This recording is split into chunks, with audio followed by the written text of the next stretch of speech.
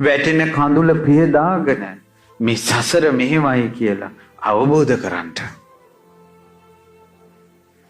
හිතට පපුව පිච්චීගෙන එන ගින්දර බණ පදයකින් සිසිල් කරගෙන සංසාරේ හැටි මෙහෙමයි කියලා සිහි කරන්න.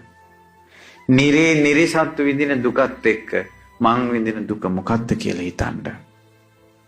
තිරිසන් ලෝකේ තිරිසන් සත්තු විඳින දුකත් එක්ක මං විඳින දුක මොකක්ද කියලා හිතන්න. ඇයි පින්වතුනි පිනට ප්‍රමාද? ඇයි පින්වතුනි කුසලයට ප්‍රමාද? ඇයි අවුරුදු 50ක් 60ක් චූටි කාලයකට මෙහි ඇවිල්ලා කවුරු හරි වචනයක් කිව්වොත් ඒකෙන්ම මුළු ජීවිතේම ඒකෙන් හිත රිද්දාගෙන ඉන්නේ ඇයි? වෙන ප්‍රශ්න නැද්ද?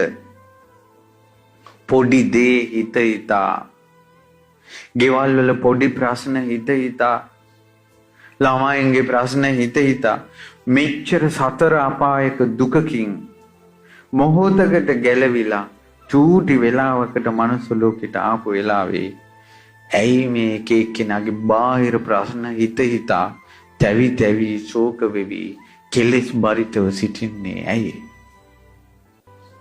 පින් කරගන්න කුසල් කරගන්න බණ පදයක් ඇහෙන්න තියෙන අවස්ථාව නේද නැති වෙන්නේ?